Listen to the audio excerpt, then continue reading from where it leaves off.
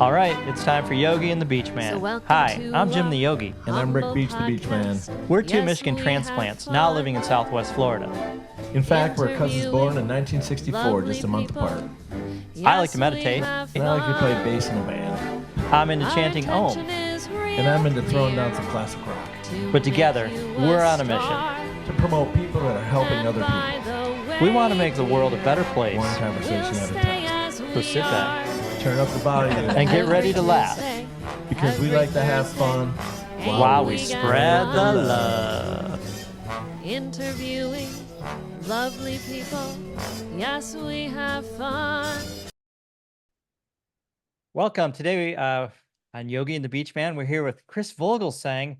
Chris is a certified hypnotherapist. It's her third time on our show. Chris, we're delighted to have you. You know us already, so I'll spare you the introductions. Yeah, we like Chris. We do like Chris. Yes.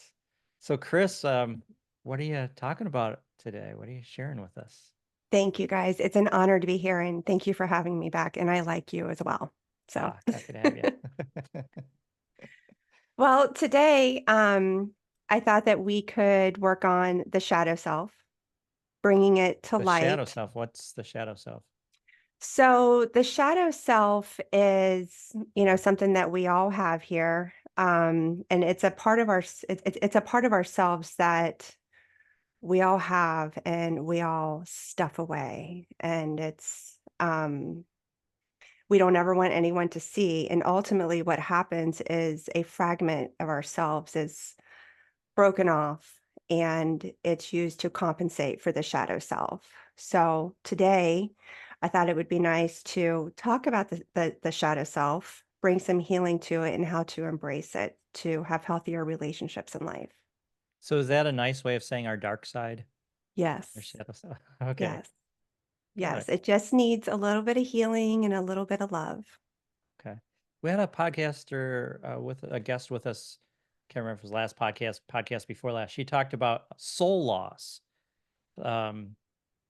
Think trauma, different things that happen as a kid or whatever, that you have soul loss. I wonder if it's something similar to what you're describing with the shadow self. Interesting. So, I can go ahead and jump into it. And because it does start typically as a child. So as I've discussed before, from the time that we're born to 8 years of age, we are in hypnosis. The brain is a sponge and it's constantly recording, right?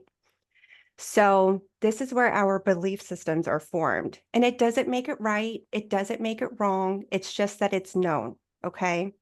Mm-hmm. So we all have these doubts, I guess, that you could say. It's, I am not worthy is the number one. We all have this. Okay. It's perfectly normal. And the truth is that you are worthy just by being born. That's the truth. And we are all here for a purpose. And then the second one is that nobody will want me. And that's simply not true. I mean, a lot of us are seeking a partner in life. And the truth is that the partner that we are seeking is also seeking us. But sometimes we got to get down in there and do the work. And then the third one is, if I try, I will fail.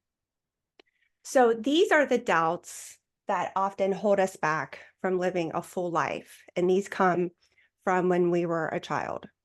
So like I said, it doesn't make it right or wrong. It just means that it's a known and the subconscious will hold on to it because the subconscious is designed to protect us and it runs the show. It makes up about 88% of our entire mind. Okay. Mm-hmm. So let's just say that as a kid, we have this beautiful castle and the castle is us. And we have all of these rooms. Let's say that there's 100 rooms. And it's super, super exciting. Let's say that one room has like a pool and the other room has, cars. And is that our bladder, the pool? I'm sorry? Is that our bladder, the pool? Well, I mean, hopefully everyone can swim in it. So I'm hoping not. Okay. It's meant to share.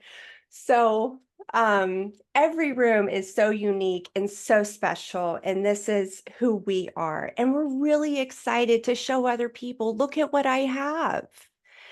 So, maybe it's a friend, maybe it's a family member, it could be a teacher, it could even be a parent. And we're saying, oh, come into my castle and I want to show you around. Look at this room. And we open up the door, and that person says, ew, you painted your room yellow? Who paints their room yellow? And you think, oh, well, I liked it. I thought it was cool.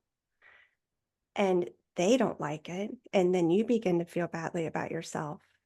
And you begin to think, well, if this person doesn't like it, then who else is going to like it? And if they don't like it, then they might not like me. This is what I'm going to do. I'm going to shut this room off, and nobody is ever going to look in here again. And then I just hide it and I don't have to worry about it. But the room is still there. Okay. So we started out with 100 rooms, let's say. By the So time we get let me into ask you, is early, this like an analogy for a certain, oh, I just lost the word, a certain way of being that we have, or a certain personality trait? yes, yes. Okay. Yeah, these are parts of ourselves. Okay.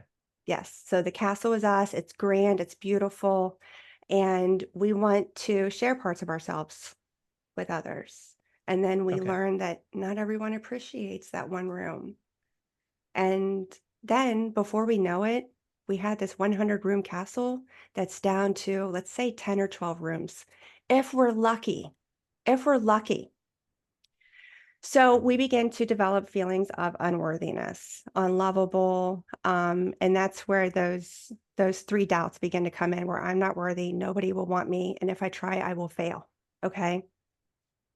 So later in life, let's just say I'll use two characters as examples. Okay. So the first one is a woman whose dad left her. He abandoned her when she was young. Okay. Okay. And as she grows up, she doesn't feel like she can tell anyone that she was abandoned, because who's going to want her if her own father doesn't want her? If her own DNA doesn't want her, who is going to want her? She feels very unlovable, very, very unworthy. So it's always there. It's always there. It's maybe creeping into her love life, saying, he's not going to want you. Why would he want you? You're not going to go out on this date. If you go out on this date, he's going to find out who you are. He doesn't want you. So what she ends up doing is a piece of her will break off. It's fragmented and it wants to compensate. And so throughout life, when she chooses her career, she's going to build herself up. She's going to put herself on a pedestal, and she's going to probably even talk down to her colleagues and people around her so that they will look up to her. And then she feels better. She's feeling worthy. She's feeling good again. And then let's bring in another character. This is a man. And as he's growing up, let's say that he had difficulty taking tests. Some people just are not test takers. Okay. Mhm. Let's say that it took him longer than normal to ride his bike. And let's say that his mom says, what's wrong with you? Why can't you take these tests? Why can't you pass these tests? Why aren't you riding your bike? Why do you still have training wheels? All of your other friends are without their training wheels. What is wrong with you? So he decides that as he grows up, he says, okay, I am going to build a career where I only work alone. I don't have to work with other people. And if it takes me longer, then nobody will really notice. right? So we have one with daddy issues and one with mommy issues. Okay. Well, the way the subconscious mind is, it's a radar. And so it wants to heal, and you have to really bring it to the surface to heal it. So this radar is going off. It's going beep, beep, beep, beep, beep, beep, beep. You're the perfect relationship to help me heal my subconscious wound. Again, this is all subconscious. So we don't realize that this is actually happening. So this man and this woman, they meet. And everything is great. It's the honeymoon. They're just in love. They're in love. It doesn't matter what's going on. They're in love. And they're hiding the shadow self. Okay. Of course, it can't come out, but it's always there. It's always nagging at them. So later on in the relationship, when they begin to feel more comfortable with each other, he's staying at work late. Let's say he's working, I don't know. Let's say people have gone home. It's 5 o'clock, it's 9 o'clock, and he's still there working. And she's at home waiting for him. And that shadow self gets triggered and she's feeling abandoned. And she reaches out to him and says, "Hey, what's going on?" "Oh, I'm still at work. I'm working on this project. I need to take care of it." "I don't understand this," she says. "I don't understand this. Everyone else has already gone home. This should be an easy job. What is wrong with you?" She feels abandoned. He feels attacked. And then, boom, now we have it triggered. This is why it's important to have trusting, healthy relationships. This can be worked on. But if the trust has not been established, the healthy, ultimately it comes down to being comfortable enough and to where you can say or actually ask these questions, which is, when you blank, I feel blank.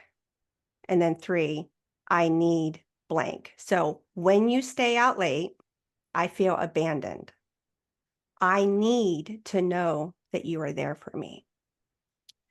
If they don't have this trust established, they're not going to be able to have this conversation. So it was too harsh. She felt the way she did when she was a child. He felt the way he did when he was younger. They both have mommy daddy issues. They break up. Well, here comes the universe. You shouldn't have done that. We still have this wound. So it comes back into action, and that radar goes again and finds someone else, someone who's going to amplify it even more. It's an opportunity. It's an opportunity. So same thing happens.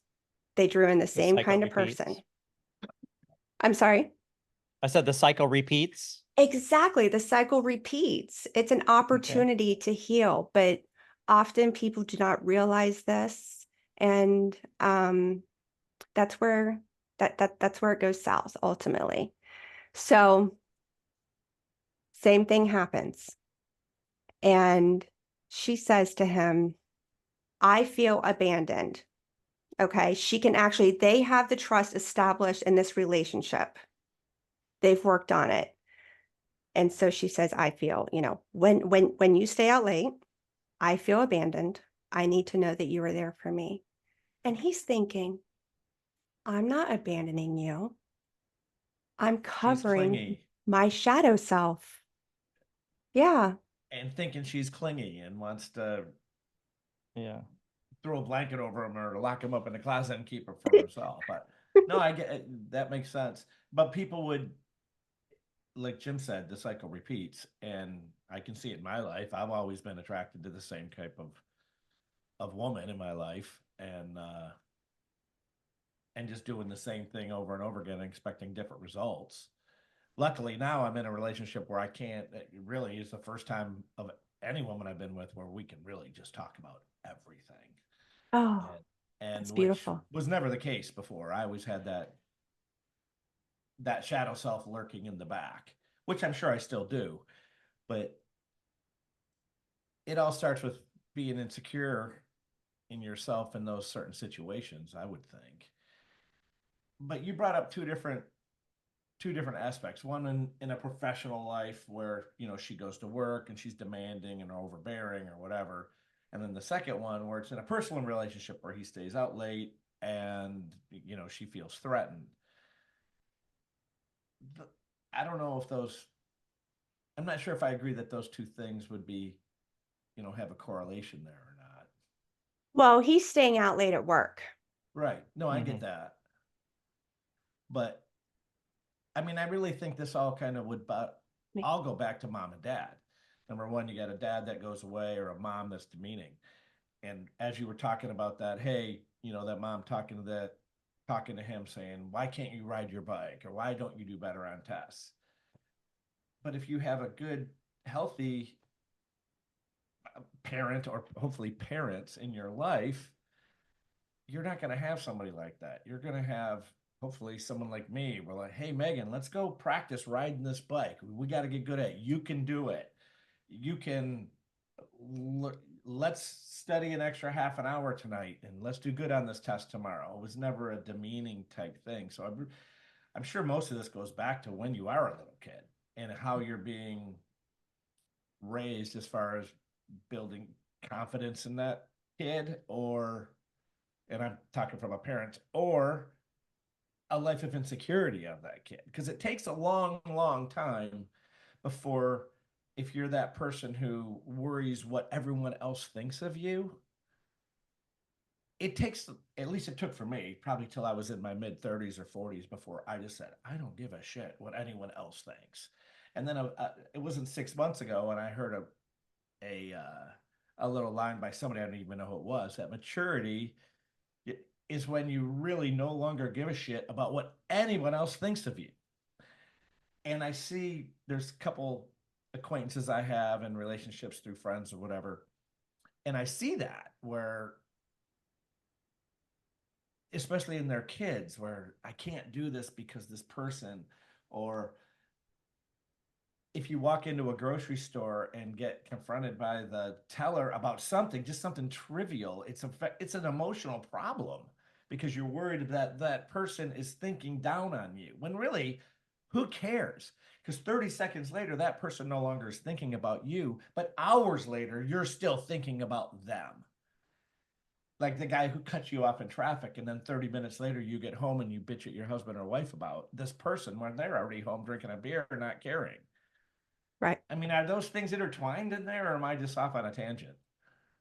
Well, so going back to the parenting thing, these are often, I think that most of us want to, or maybe all of us want to do the best for our kids as possible, right? But often we don't realize that we have wounds and we parent through those wounds. So we end up instilling those same wounds onto our kids. We don't Mhm. intentionally do this. But it does happen. It does happen. So, now as far as, let's say, well, hold on, let's back up just a second also. This is why when you're treated poorly by someone, it has nothing to do with you. This is about where they are with themselves. It has nothing to do with you. So, this kind of goes a little forward into, let's say someone cuts you off in traffic, someone has road rage, someone, let's say you're in customer service and someone's nasty to you. This is about where they are. You just happen to be there. From a standpoint of where I'm at with my meditations and how I handle interactions is I cut cords each night so that I don't have that, because it can be very draining. Let's just, compare that to like your phone. You have all these apps running in the background and you're not using them. by cutting the cord is like closing out the app because you don't realize it, but these apps are draining your battery slowly. So we want to cut the cord and just dissolve it. It's not ours to carry. Mhm. And from what I was understanding of what you were saying, these negative thought patterns subconsciously don't necessarily have to come from the parents. They could come from friends or other people, acquaintances that Exactly. early in your childhood, they're saying something to you that just causes that negative thing. Exactly. Exactly. And you know what? It's probably because they got it from someone else. Hmm. Or their parents, or who knows. Exactly. They don't Yeah. realize what they're doing. Most people don't want to go around and tear others down. So, even with the best intentions, it can still happen. It can But there still are definitely happen. those people out there. That want to tear you down. Yeah, like the girl that wanted to be on the put herself on the pedestal, so she's tearing everybody else down because she felt abandoned. So there are people that do that. Or they justify their own existence by, and can somehow feel better by making derogatory or being abusive to someone that they have power over in a job situation in that case. Mhm. But even in a personal relationship, you can see that happen between siblings. And uh, you know, I'm friends with someone who hasn't talked to her sister in a couple of years because every time this person got a little bit ahead, her sister would get jealous and just do everything she could to sabotage her personal life. And now they just don't talk anymore because that person has to build herself up by every time her sister would get 2 steps forward, she would try to once again just sabotage it and to make herself feel better because she is just kind of messed up. And but those people aren't open to the that type of feedback. That negative person, uh, and they definitely would have a dark patch in their soul, so to speak, like Jim said earlier, or in your case, that shadow self is just dark. And I suppose it would be easy, well, not easy. You just would have to make a commitment to get past it and recognize it. And until you recognize it's there, you're never going to be able to move Yeah, forward. you're right. I mean, this comes down to when we get tired of our own crap. When we get tired of our own crap, when we have lost relationships, maybe jobs, and it's something that will happen maybe later in life. We got to be real with ourselves. We have to be ready to get honest with ourselves. And that's when the change really begins. You have to be willing to work through it. And if it's something that, we were raised like that and that's just how our parents are, let's just, you know, for the sake of the conversation, let's just say it came from our parents. This is how the family's always been. We will not realize this until we get further ahead in life, as we age and we realize that this is actually not okay. So it's a Yep. conscious decision. That's what I was sitting here wondering. It was like, okay, if somebody doesn't have a lot of self-awareness, they don't have a lot of emotional intelligence, how do they discover these things about themselves? I mean, that cycle's going to repeat and repeat and repeat until Right. what?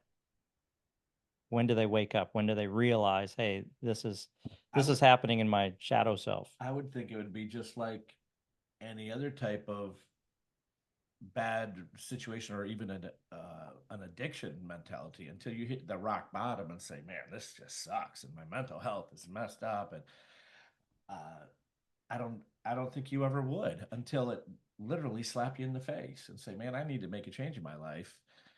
And where do I go to make that change? Whether it's go to see a counselor, a hypnotherapist, or church, or whatever. But until you actually can recognize and see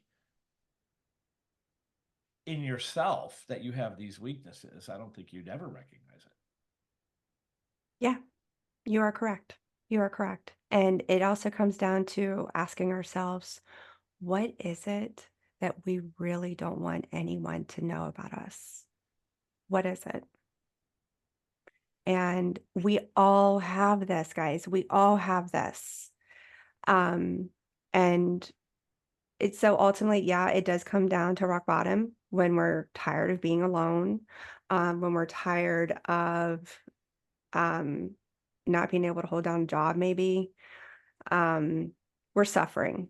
We're suffering because, um, I mean, up until then, everything's okay, right? So you got to really get honest with yourself. And so, in hypnosis, or when they come to me, this isn't even something that we can address in the first session. This takes a while. Again, trust. This is not an easy talk to have generally. This is something that people don't even want to acknowledge. And now we have to talk about it to someone else, right? So the trust has to be there. So it's going to take a good probably 3 sessions before we can start diving into it. And how we dive into it is I will put the person into hypnosis and I will ask them a series of questions. While they're in hypnosis, they will come out. They're still in hypnosis, but they're going to open their eyes and they're going to write the answer to the question that I ask. It's not a full story. It's not a full sentence, just keywords. And then boom, right back down. And we're going to ask the next question. We're asking the subconscious mind. We want to get in there because that conscious mind, that 12%, is not going to tell you. It's not going to tell you. It's always in protective mode.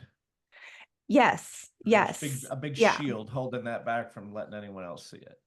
Yeah, it's terrified, right? I mean, it's been traumatized before. So we have to really get down into the subconscious mind. So there's a series of questions that we will ask the subconscious mind. They answer while they're in hypnosis. And then we can get the truth, the meat, and then really start digging in that way. And you know what? This heals relationships, guys. You can have these conversations with your partner, and that conscious mind will hug the shadow self of your partner, vice versa. Your conscious mind's hugging the shadow self. I mean, literally, people can hug themselves in session. It's very healing. And then that's when the magic happens. That's when you are liberated and you can live a free life and accept the love that we all deserve. We definitely all deserve love. I'm just trying to wrap my brain around this. So you go in and you figure out what the person doesn't want anybody else to know. Correct. That's the first step.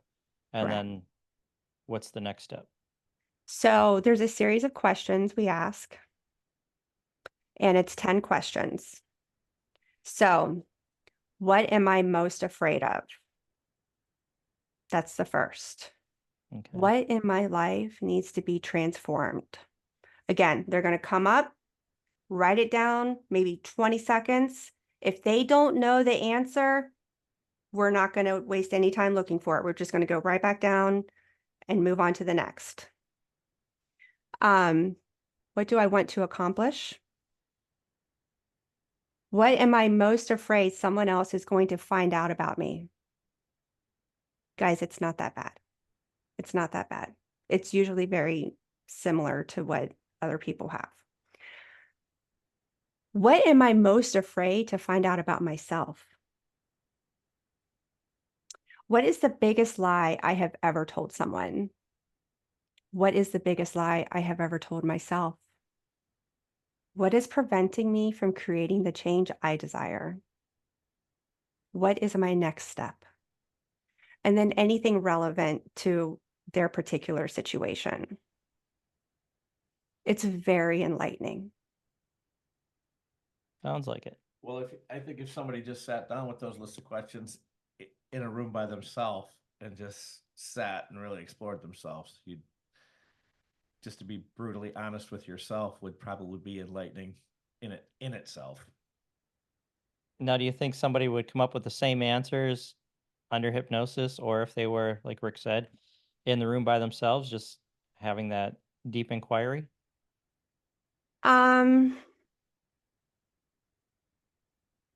Maybe some of them. Maybe some of them. You got to think though, like going back, the subconscious mind creates 88% of the entire mind. Mm-hmm. So the conscious mind, being the one to make the choices,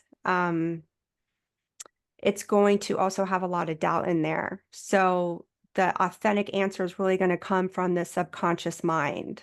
So, it can be when we ask these questions, it could be an answer, even if it doesn't make any sense. Let's say horse. Okay, write horse down. We'll come back to that. So there's no filtering what I'm saying coming from the subconscious mind. Some people know and that some of the answers will be the same, but there's no filter coming from that subconscious mind. Once we have that critical mind out of the way, it's game on.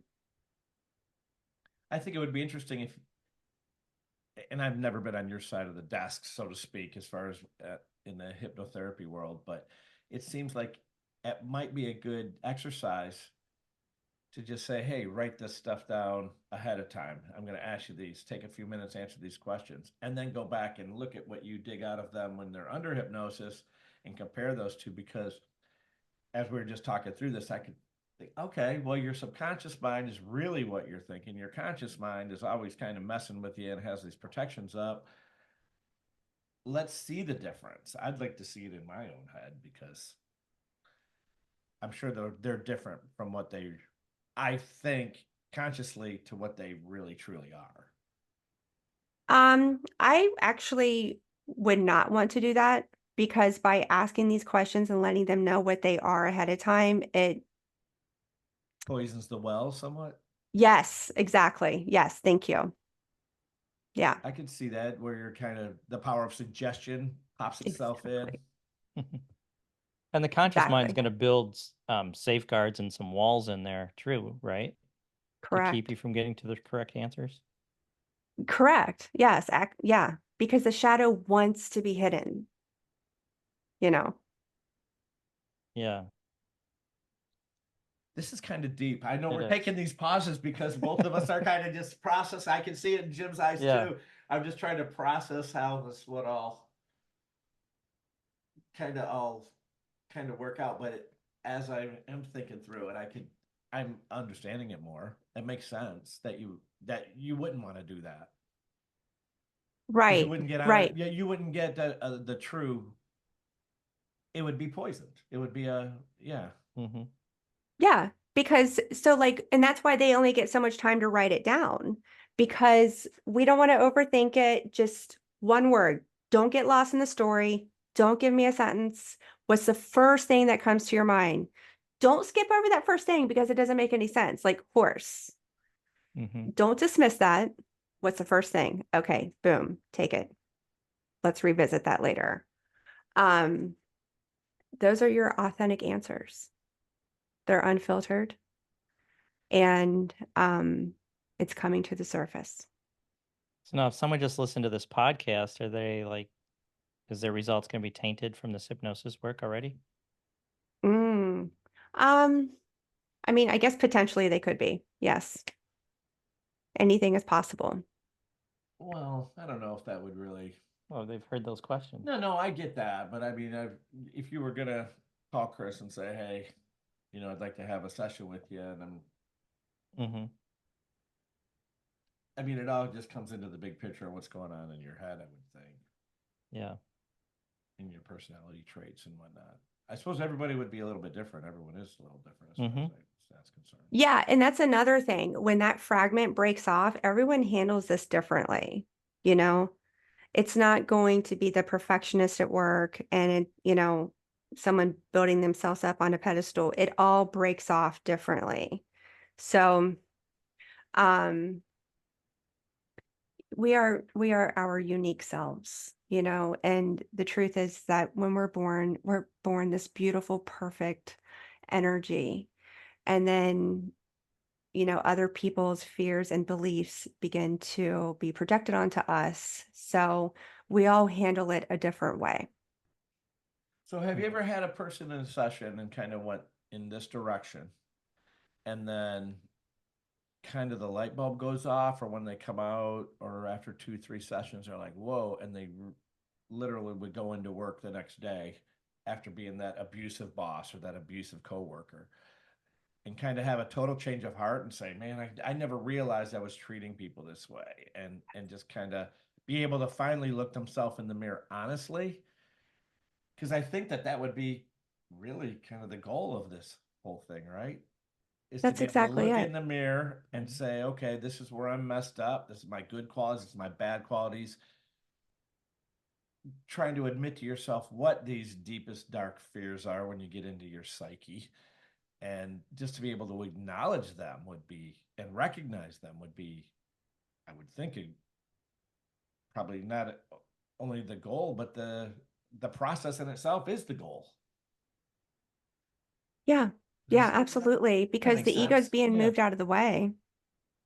So, and I mean, that's the point, because let's say their work is suffering, their marriage is suffering, their relationship with their kids is suffering. Um, they're tired of being alone. They're tired of all the conflict in their lives. So yes, that is the goal. And by the time we get to this point in the work, the ego's moving out of the way. I mean, the ego is going to be there, but they are bringing in the self-awareness, saying it's time. Homeostasis is the most dangerous thing for a human being, because let's just say that a person has been laying in a bed. Their bed is very comfortable, but their bed has bed bugs and they're being bitten. So that's the homeostasis, right? But this bed is so comfortable and I've been, bitten for so long and it's fine. This bed's so comfortable. This is a little bit at a time. We have to start with just tipping, just the tip of the toe, and then getting out. And then once they're out of that bed and they look back and they realize, oh my gosh, this is so worth it. And, they're not being bitten anymore. They're much more comfortable in life. Um, the good begins to come in. The wounds are being healed. We can bring the light in. And, the shadow, I just want to say that, the shadow isn't terrible. The shadow isn't evil or anything like that. I just want to say that the shadow just needs to feel loved. The shadow was hurt. It's like exiled. So Okay. I'm just thinking bring it about in and the last. integrate. I'm thinking about the last like 4 or 5 months. I recently, Jim knows this. We've been talked about this on other podcasts, but I'm becoming more spiritual. I've always considered myself somewhat spiritual, but not really religious. And I've been going to church more recently. Well, kind of just going to church at all was a start for me. But where you're saying these things, just recognizes them, and just I think a lot of it is just whether you're recognizing those problems you have in yourself, or reflecting back on your own personality traits or your weaknesses or your faults or how you treat somebody else. And I've never really used prayer for that, but recently I have been.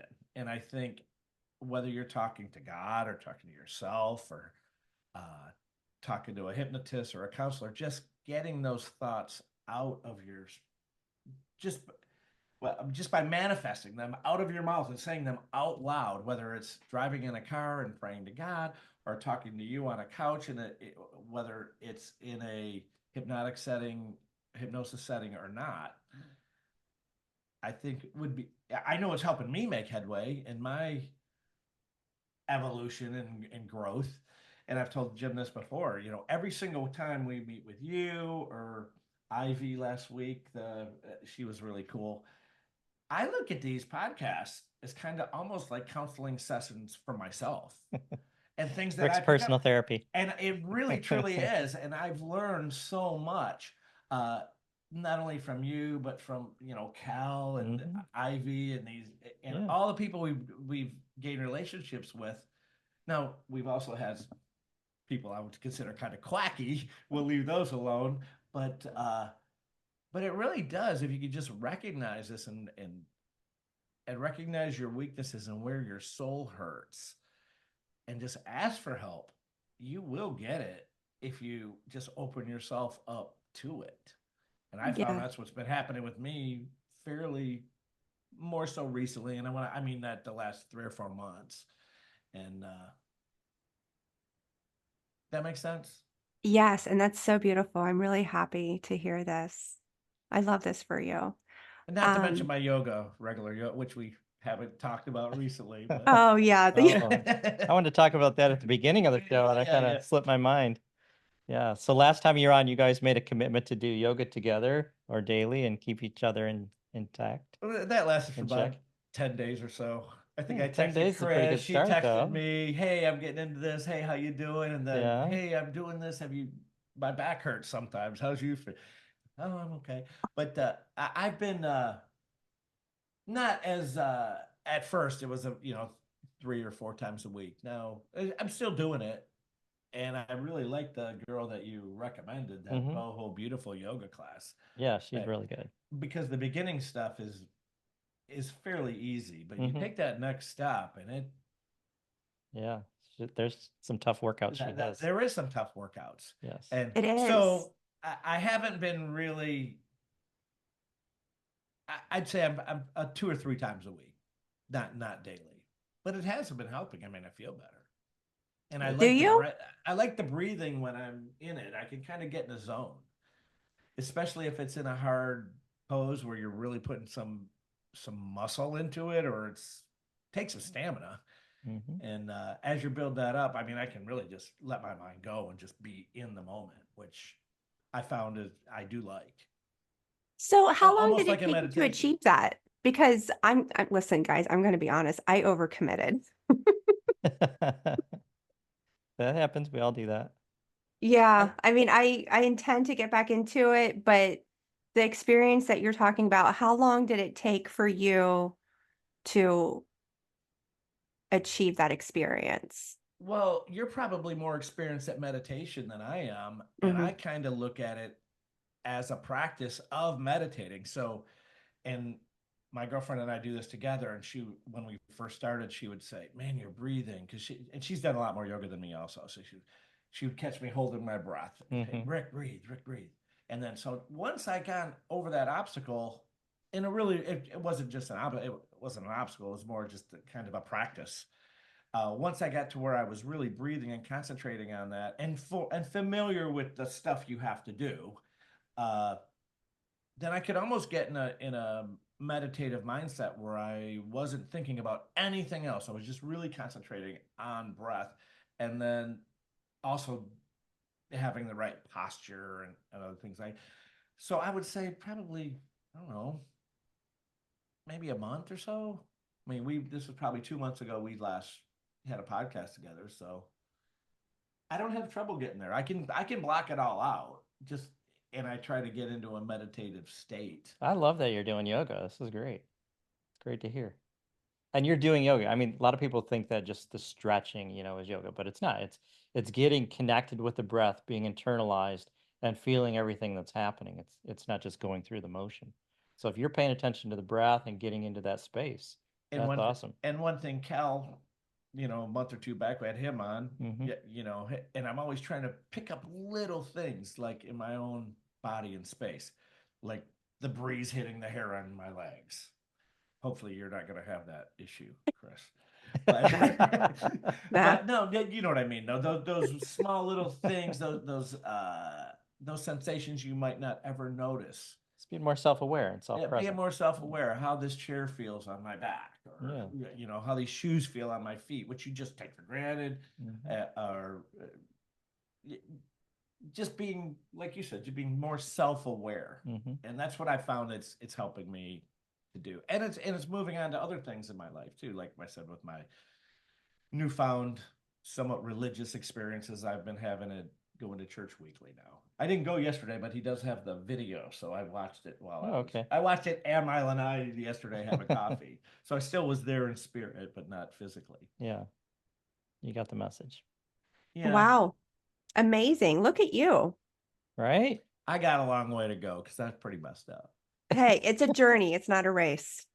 That's right. But I Yeah. think it took me, most of my life to realize how messed up I am. Hey, it's all right. You have that awareness and you're working to change it. But That's none of that what would have matters. happened with this podcast wasn't going on because talking to people I realize about this kind of stuff and just other things we talked to. Like I said, it's a couple times a week therapy that is free, which is even better. So because I'm not the guy that's going to go to the therapist or go to. Yeah. I'm just not that guy. I don't go to doctors. I try really to stay away from that. But Well, I hope to hear this from other listeners too. That would be cool. It's like somebody wrote and said they were getting the same experience out of our podcast. That'd be beautiful. that would be cool. Yeah. Yeah. Yeah. So what else do you do to keep your like mental state in a good place? I do meditate, as you guys are aware, Mhm. but I have some practices within my meditation that really help. So one of them is cutting the cords to people, even to people online. Anytime you communicate with someone, these cords are formed subconsciously. So I cut these cords, I pull them out of my energetic body and send them back to source, and then bring in source light to heal that and to just be whole, really. I like to do grounding work. So I stick my bare feet out there on the earth. And I'll do that if the temperature is like 50 or above. So, or if the sun's out on a day where it's 40, that's okay too, because the sun makes all the difference in the world. And then, of course, the sun, it's so therapeutic. It's really, really good for you and helps you get some sleep, which is something that's super important to me. I have to have my sleep. So, and then another type of grounding work that I do is I send my life cord down to the center of the earth, just to kind of stabilize. And then I'll bring, even just before this show, I brought up a green earth energy from the center of the earth. I bring it in all around me like a vortex. And then I bring source light, gold source light down through my crown chakra, through all of my chakras, cleansing all that debris. And I will send 10% down of that green and gold energy to the center of the earth to kind of clean some things up, and the earth can recycle it. And then I take 80%, I shoot it up my spine and out of the crown of my head. And I take a nice deep breath in, calling back all of my life force from people, places, and things. And I exhale, allowing everything just to go back to source, not even to them, but back to source to be transmuted. And then the final 10%, I take that green and gold energy and just absorb it down to every muscle and cell of my body into the bloodstream. And that's a quick way to raise your vibration, because we want to keep that as high as possible. And then I'm cautious about my diet too. And my diet consists of not just food, but relationships, what I listen to on the radio. Honestly, guys, I don't even listen to the radio. I cannot tell you the most popular song on the radio. I cannot tell you the most played commercial on TV. I don't watch it. Instead, what I have is I will put heart chakra hertz on, or crown chakra, or, whatever, just to keep the energy and the vibe as high as possible. Breathing exercises. I did a 4-7-8 breath work just before starting the show today. It's 4 seconds in through the nose, hold for 7, and then exhale for 8 through the mouth. And doing that at least 3 times will help also just ground you and kind of pull you back in. It's definitely going to charge your parasympathetic nervous system and make you more relaxed. Exactly. Yeah. Exactly. Go through that again then. You breathe in for 4. Yes. So you Hold it. inhale for 4 seconds through your nose, hold for 7 seconds, and then exhale for 8 seconds through your mouth. Oh, I can see how that would Because chill you right out. It's going to slow your heart rate down. It's going to Yeah. definitely chill you out. Lower your blood pressure. Yeah. Yeah, exactly. And then you can add to that by, when you exhale, drop your shoulders. A lot of us don't realize it, but we're so tensed up. We're carrying so much on our Mhm. shoulders. Drop your shoulders on the exhale. And, and when you do the inhale too, when you inhale, most of us are just breathing within the top portion of our lungs. We're not taking these nice deep breaths that we really need because often we're so busy, we're in survival mode. If you want to thrive, breathe down, visualize breathing down all the way to the base of your spine. And then, again, we don't realize that we're doing these things. So this is a conscious effort because we should be thriving, right? Absolutely. And you said something, you need sunshine every day. Hmm. That's much, much harder for someone up north than down here where we live in South Florida. Yeah. Well, I spent the first 30 some years of my life in Michigan, and that December, January, February, when it was just doom and gloom and there was no sun, it gets dark at 4:30 in the afternoon. I mean, that really took its mental toll on me. And one reason why I left and came down here. How do you deal with the seasonal affective disorder, I think is the name for it officially, that happens when you're just in that situation where you just can't, it's impossible to get outside and get some sun because it's all doom and gloom, and Yeah. especially I in mean, that February, January gray time that we get every year up north. yeah, I mean that's a great question. So one of the hertz I'll play is the solar plexus hertz. So solar plexus, it's right at the center of our body, that particular chakra, which is deeply impacted by the sun.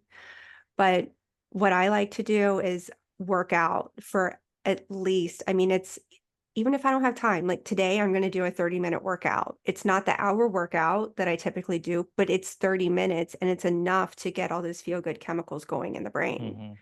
So I'll do that. Um, yeah, just like the practices that I told you about, with the breath work, the 4-7-8 breath, cutting the cords. I mean, it can be a bit more tricky, but another thing that you can do is, and not everyone even has access to put their feet on the ground. So if you don't, the earth still is a recycling bin, if you will, for lack of a better term, but just even having like a stick, hold on to the stick, and that's very therapeutic. Back when I was just getting on the highway again, I don't know if I told you guys, but I had to use hypnosis last summer for my driving anxiety. And I was scared. I was scared even after I did the hypnosis. And one of the things that I used to help me transition into getting back onto the onto the highway, excuse me, was I had a stick and I would hold on to the stick. And the energy of that was so soothing. So there are different things that we can do to answer your question. We just have to get more creative. And I think then we should pineapple. go If you guys eat pineapple, that's a great way to boost those feel-good chemicals. Well, this used to be one of Really? the largest pineapple growing areas in the country. Yeah. Yeah. I ate an entire pineapple yesterday. Excellent. Excellent. I know you're happy. Oh, well. Look at you. And then we've been taking the tops of them and sprouting them. So now I have 3 in pots. So in 2 years, those 3 I'll be able to eat. And, Oh, that's fun. but I've been literally taking them as I'm eating them, and then we sprout them and then put them in the ground. But I've been to a few houses in the last few months because I do outside sales as my real job. Hmm. And it's really cool when you see along the side of a pool cage or someone in their backyard 30, 40, 50 pineapples. Yeah. And that just makes me feel good just to see that stuff. I mean, it just I think pineapples give good vibes all the way around, whether they're being eaten or just watch them grow. As a nurse, I do have to say you have to be careful with pineapples though, because they will affect medications. They will, and it can go either way. It can make your medications less effective or more effective. What's the chemicals in pineapple that would cause that? That's a good question. You know? You're not sure? Do they just do? They just do. Yeah, or pineapple juice. Oh, you know what? I'm so off here. It's grapefruit. Not pineapple. Grapefruit. Okay. Forget the last Scratch 30 that. seconds. Yeah, Scratch exactly. that. Wrong fruit. No, I have heard grapefruit. I have heard grapefruit. Yeah. It's super acidic too. or pineapple. I love grapefruit. Awesome. So yeah, those are just some tips that I use for myself. Cause I mean, you're right. January and February especially, it's always darkest before the dawn. So it takes extra effort, but it's worth it. And less screen time. I'm a fan of less screen time. Always. Always. Yeah. You I know, noticed I was getting a lot of eye stigmatism recently because I do spend a lot of screen time between editing videos and making shorts, doing all this stuff on Facebook. And I ordered blue light screens for my computers, blue light screen glasses, and even a screen for my phone. Huge difference. I'm not getting the eye stigmatism. My focus is better. Really? wow. Yeah. Huh. So That's those are on awesome. these I will have to laptops check it right out. here now? Not this one, but it's on this one. And yeah. what is it? This is And on my phone. Yeah, it's just a little oh, it's a screen. little sticky thing. It's just a screen that goes over the top. Oh yeah. Huh, cool. Does look a little different. Have Yeah. you ever thought about, as we're talking about this breath work, Jim, I think it'd be really a cool podcast to do a 30-minute breath work class. I know you've talked about doing some other Yeah, stuff I've talked like about that. doing that because a lot of our guests bring up breath work and different things. So I've been thinking about doing a solo podcast just on breathing and breath work and the different breath ratios, the different mechanics, and how it all affects the body and the sympathetic and parasympathetic nervous system, and how to get into equanimity. How to what? Get into equanimity, Equanimity. where you're neither not in fight or flight or rest and relaxation, digestion mode.